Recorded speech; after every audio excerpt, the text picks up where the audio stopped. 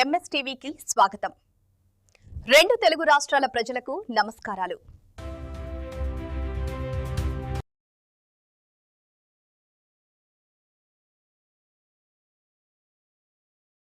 Welcome to MS media.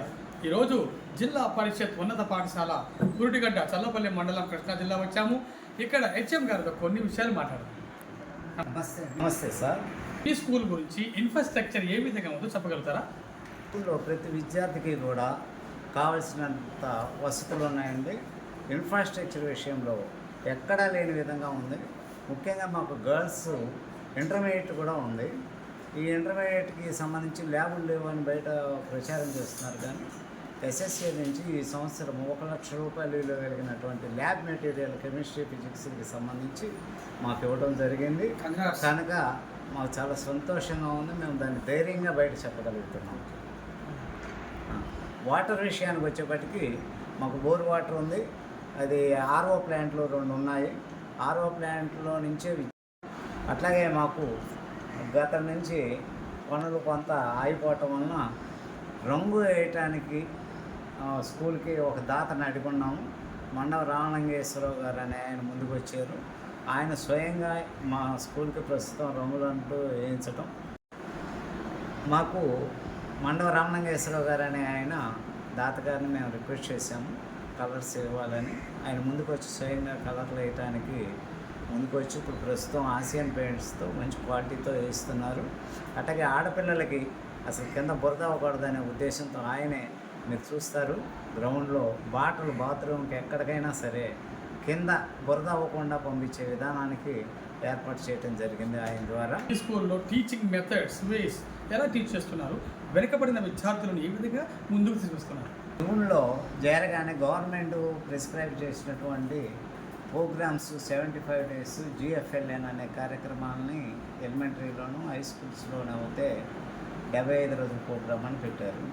వాటిని మేము క్రైటీరియాగా తీసుకుని ఎఫ్ఎల్ఎన్ అనే దాన్ని 6th కూడా మేము ఇంప్లిమెంట్ చేసుకుంటూ ఆ వెనుకబడిన విద్యార్థుల్ని మా దగ్గర ఎంటీఎస్ టీచర్లు ఉన్నారు, అట్లాగే వేరే టీచర్లు కూడా ఉన్నారు. ఖాళీ ఉన్న టీచర్లు వాళ్ళని రోజు కూడా వ్యక్తిగతంగా శ్రద్ధ తీసుకుంటూ వాళ్ళని కొంచెం ప్రమోట్ చేసుకుని ఆ క్లాస్కి సరిపడా జ్ఞానం పొందే విధంగా కృషి చేయడం జరుగుతుంది.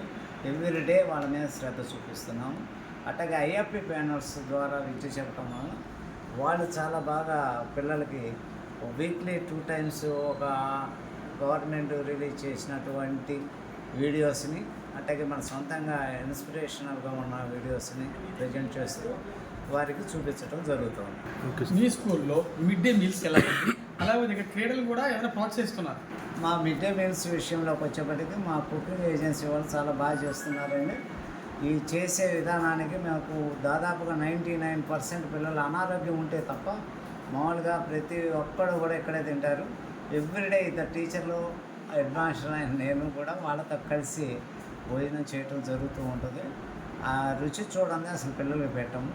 అందుకని పిల్లలు మ్యాక్సిమం చాలా యూటిలైజేషన్ దీన్ని ఉపయోగవంతంగా చేసుకుంటున్నారు.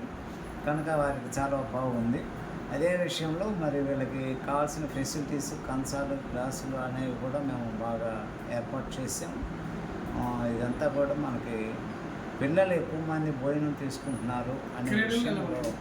క్రీడల విషయానికి వచ్చేప్పటికీ క్రీడల్లో మేము గత సంవత్సరం స్టేట్లో పార్టిసిపేషన్ చేసామండి. యోగాలో 2 విద్యార్థులు, అట్లాగే వాలీబాల్ విషయంలోకి వచ్చేప్పటికీ 2 గర్ల్స్ స్టేట్కి పార్టిసిపేషన్ చేశారు. మేము లోకల్గా ఉన్న కబడ్డీ గేమ్ని, ఈ త్రో బాల్ గేమ్ని కూడా ఎక్కువగా ఎంకరేజ్ చేస్తూ ఉంటాము. కనుక వాటిని ఆడతారు. అయితే మా గ్రౌండ్ని ఇంకొంచెం బాగు చేయాల్సి ఉంది. ఈ సంవత్సరం కూడా కొంతమందిని ఇన్ఫ్రాస్ట్రక్చర్ విషయంలో అడుగుతున్నాము. వాళ్ళు ఈ కోర్టులు కూడా ఏర్పాటు చేయడానికి చాలా ముందుకు వచ్చే విధంగా ఉంది. గవర్నమెంట్ మరి పిల్లలకు చదువుకోవడానికి ఎటువంటి ప్రోత్సాహకాలు అందిస్తుంది? ముందుగా చెప్పాలంటే ప్రోత్సాహంగా గవర్నమెంట్ పాఠశాలలో చదివేటువంటి విద్యార్థులకి ఉన్న వసతులు, ముఖ్యంగా టీచర్స్ పూర్వం అనుకున్నట్టు అపవాదకులోని టీచింగ్ చెప్పలేదండి. చాలా కష్టపడి చెప్తున్నారు. ఫస్ట్ రెండో విషయం ఏంటంటే యాక్టివిటీ మెథడ్తో చెప్తున్నారు. మేము కూడా ఇక్కడ పరిపాలన చేసుకునేటప్పుడు నాన్ వైలెన్స్ మెథడ్లోనే తల్లిదండ్రులతో డీల్ చేయటం జరుగుతుంది. కనుక పిల్లలందరూ కూడా మాస్టర్లతో చాలా ఫ్రెండ్లీగా ఉంటూ యాక్టివిటీ మెథడ్స్ ద్వారా ఇంటరాక్ట్ అవ్వటం వల్ల వాళ్ళలో ఉన్న క్వాలిటీస్ కొంచెం కొంచెం ఇంప్రూవ్ చేసుకుని బాగా ముందుకెళ్ళడానికి ప్రయత్నం చేస్తాం. మా దగ్గర కూడా ఇప్పుడు నేను వచ్చిన తర్వాత ఈ సంవత్సరం అయితే IIIT సీట్ రాలేదు, కానీ అంతకుముందు 3 IIIT సీట్లు మేము కొట్టున్నాము ఈ స్కూల్ ద్వారా. అట్లాగే మరి మిగతా విషయాల్లో స్పోర్ట్స్ విషయాల్లో కూడా పిల్లలు ఎవరన్నా ముందుకు వచ్చి కనుక చేస్తే డిస్ట్రిక్ట్ తెలుగు మహాసభలు అనేటువంటి కార్యక్రమానికి గత సంవత్సరము మేము ఒక PGT టీచర్ని ఇచ్చి పంపిస్తే ఎమ్మెల్యే గారి ద్వారా అభినందనలు అందుకుని వారికి సన్మానం చేయడం కూడా జరిగింది. అట్లాగే మా పాఠశాలలో తెలుగు విభాగానికి సంబంధించిన ఉమా సరస్వతి అనే టీచర్ గారు, రాణి అనే టీచర్ గారు పిల్లల చేత కవితలు రాయించి ఒక బుక్ పబ్లిష్ చేయడం జరిగింది. ఆ బుక్ని ఎమ్మెల్యే బుద్ధప్రసాద్ గారి చేతుల మీదుగా ఇనాగరేట్ చేసి ఆయనకి అంకితం ఇవ్వడం జరిగింది. 50 కవిత్వాలు రాశారు. చాలా బాగుంది. ఆ బుక్ని వచ్చిన వాళ్ళందరికీ కూడా మేము ప్రజెంట్ చేయడం జరుగుతుంది. చివరిగా విద్యార్థుల తల్లిదండ్రులకు మీ స్కూల్ గురించి ఏమని విన్నపం చేస్తున్నారు? ముఖ్యంగా ఈ ప్రాంత తల్లిదండ్రులందరికీ కూడా మాది ఒకే ఒక కోరిక.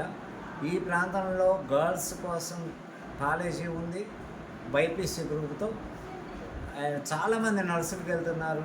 అట్లాగే మన పాఠశాలలో చదివి వేలు ఖర్చు పెట్టకుండా మేము ఛాలెంజ్ చేసి ఫలానా వ్యక్తి ఈ స్థాయిలో ఉన్నప్పుడు వాడికి ఆ స్థాయి మార్కులు వస్తాయి అని చెప్పేసి మేము ఛాలెంజ్గా అడ్మిషన్స్ చెప్పి చేసుకుంటున్నాము. కనుక అది గుర్తించి మీ యొక్క విద్యార్థులను ఇక్కడ చేర్చుకోవటం వలన మీకు ఖర్చు తగ్గుతుంది. తల్లికి వందనం అనే పథకము కూడా మీకు లభిస్తుంది. అది ఫర్దర్గా ఉండే చదువుకి దాన్ని వినియోగించుకోవచ్చు. కనుక మీరందరూ కూడా మా శ్రమను గుర్తించి ఈ పాఠశాలలో చేరవలసిందిగా కోరుతున్నాం.